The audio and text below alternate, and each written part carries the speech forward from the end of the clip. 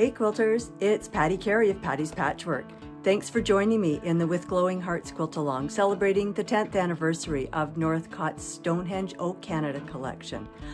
We are at the final month.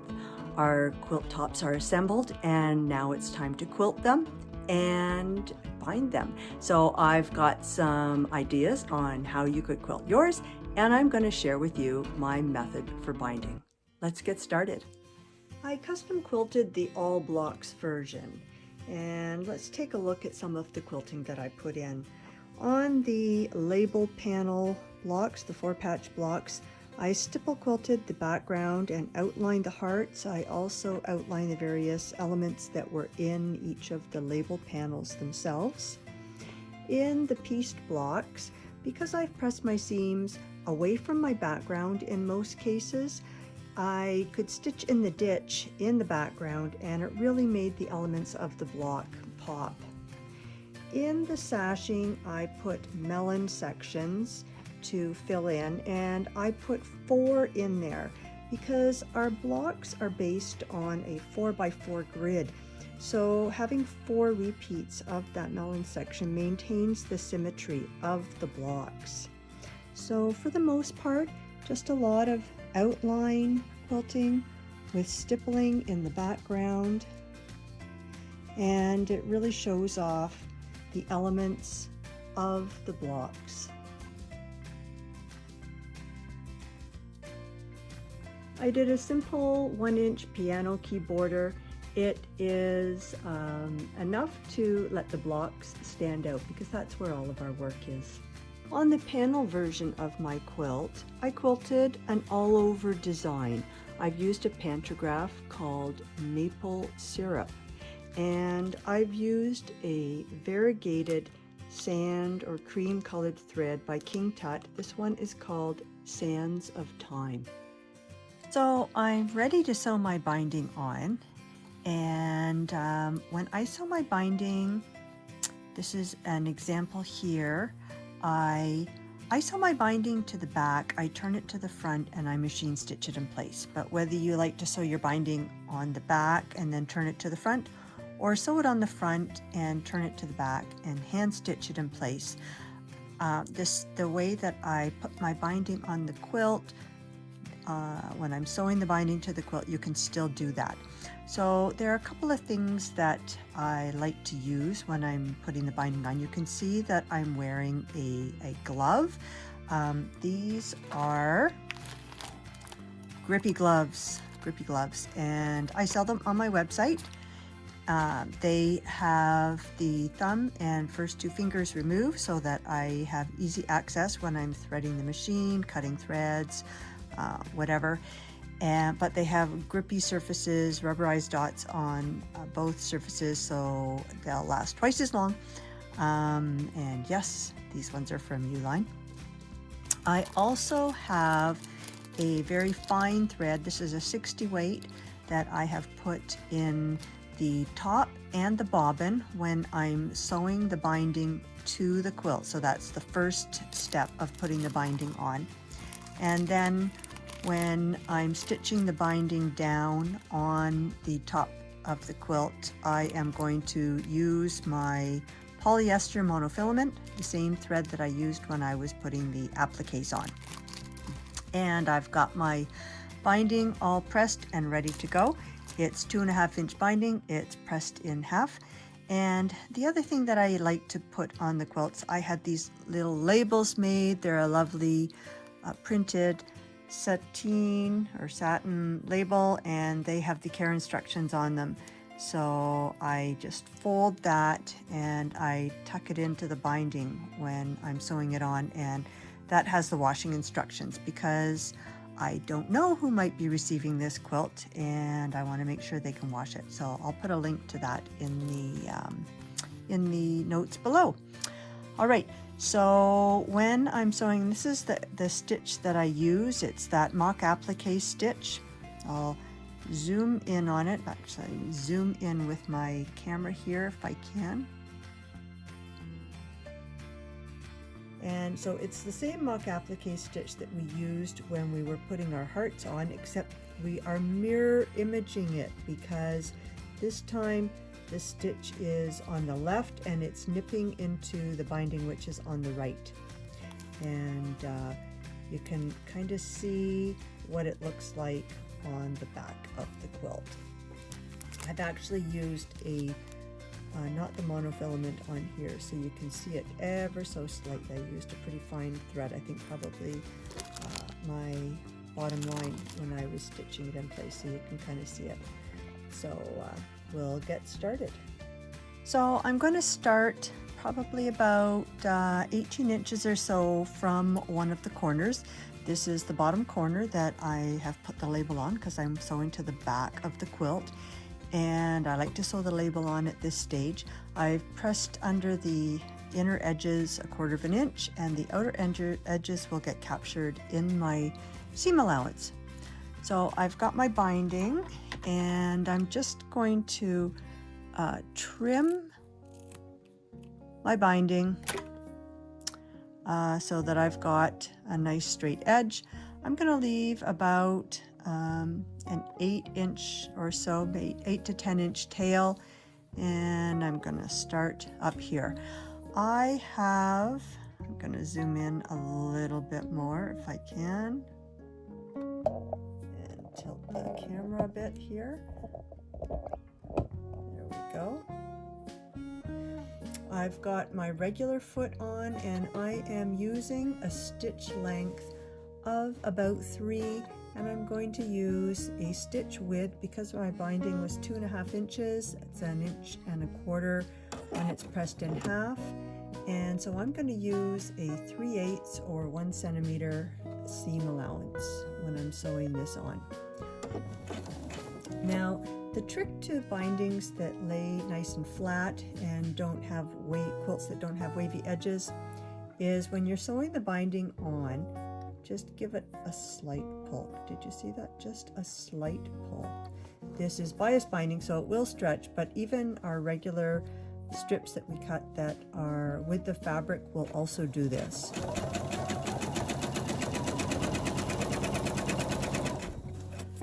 So I stitch the part that I've stretched, then I go to the next part.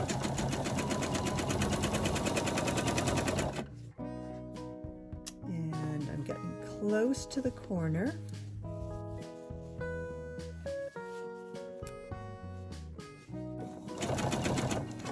Little stretch.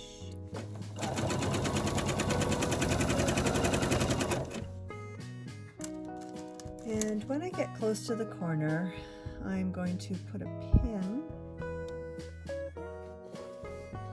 right where the quilt ends, and I'm going to stop 3/8 of an inch in from the end of that,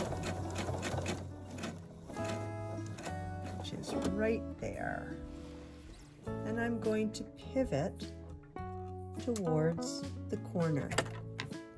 So there's my quilt there, and it's at the right spot. I can tell because both of these angles are the same. It's not like this where this one is much sharper than this one.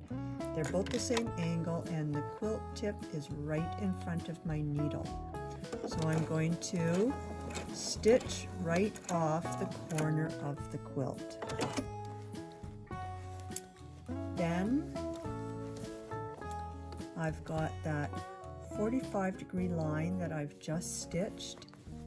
So I'm going to fold my binding along that stitching line, then I fold it down so that the top fold is exactly in line with the top edge of my quilt, and the right edge is exactly in line with the right edge of my quilt. And I start sewing again right at the very edge, sewing a 3/8 inch seam. Give the binding a little pull, and I'm off and running to the next corner. And I'll repeat that on each corner until I get back to about a foot from 12 inches or 30 centimeters from where I started sewing the binding onto the quilt. So I've finished sewing my binding on, and I've stopped about a foot before my my leading edge, and I've got my leading edge tail here, and when I lay that down and I lay down the tail, the last part that I've sewn down, where they overlap, where they meet, is right where the pin is. But I need to figure out how much longer to cut my tail so that I can miter my binding. So that little bit that I trimmed off, that has the width of our binding, and that is the key right there. So I lay that down on top of my tail, the last part, not the leading edge, and I'm going to cut right along that edge. And that gives me enough space to turn my binding. And the next thing that I do is I'm going to put a little crease mark a 45-degree angle. So I'm going to line up this edge with the bottom edge, and that happens to run the same direction as my stripes. It's right along that beige stripe there. I'm going to crease that, and that gives me my sewing line. So my leading edge piece, I lift up like this, and my creased edge, I lay it right on top. And I'm going to pin them in place.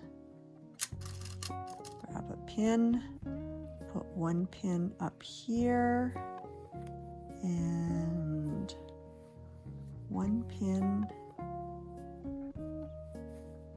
down at the tail end.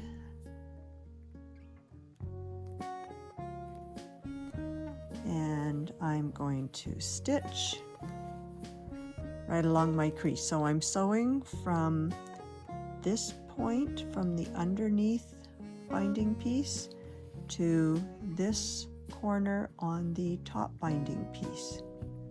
And that will be right along that crease line that I've marked. So we'll go ahead and do that.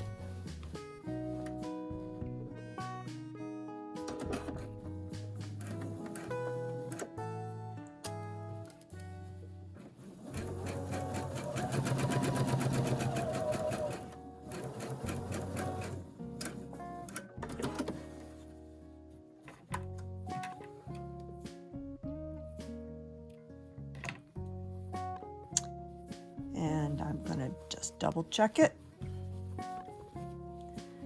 Yes, it is correct. And I will trim that seam and press the seam open, just like I've done for all of my other binding seams. And then I will sew that section of binding down with a 3/8 inch seam. Once again, I've got my mock applique stitch that I'm going to use to sew my binding down to the front of my quilt. And I've got a stitch length of 1.5, a width of 1.5, and a length of 6, which is as long as it goes. And more importantly, I don't want the stitch to look like this. I'm going to mirror image it so that the stitch is on the left and it nips into the binding on the right. I've got my binding and my stitching line here, I can see, so I'm just pulling my binding so that it just covers the stitching line. My stitch is going to be on the quilt and it's going to nip into the binding.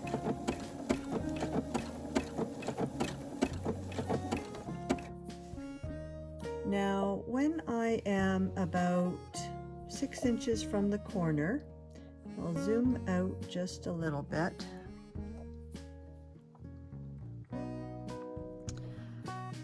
I'll turn up the bottom edge first. So get my corner nice and tight there and press the bottom, the binding up on the bottom edge, and the binding will form a nice 45-degree line there. Give myself enough room. My binding is really tight here. And pull my binding over, and you can see it's forming a nice 45-degree miter there because of the angle that it was folded at first. Whoops. And I'm going to take my little wonder clip and just clip that in place. And so that when I get up to that corner, everything is neatly in place there.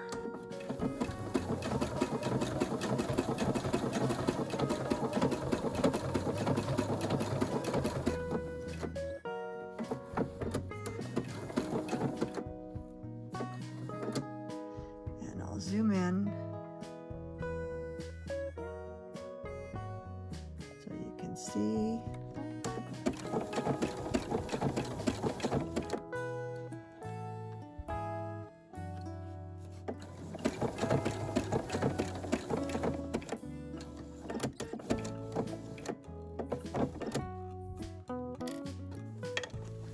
In the binding, so I'm just going to pivot back,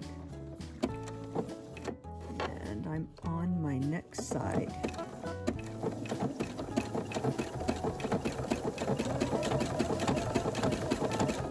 And just pull the binding so that it just covers that line of stitching.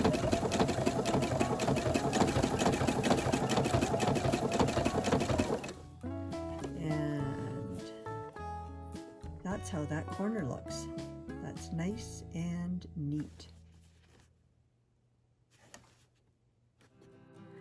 My 2 With Glowing Hearts quilts are quilted and bound and ready to donate to Quilts of Valor Canada.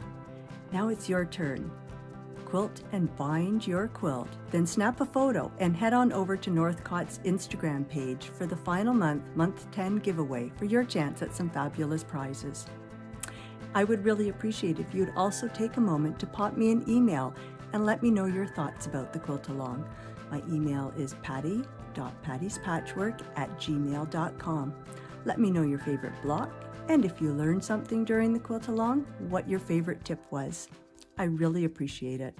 Thanks so much. It's been an absolute pleasure quilting with you for the past 10 months. I hope you've enjoyed it as much as I have. And we'll see you back here soon. Thanks.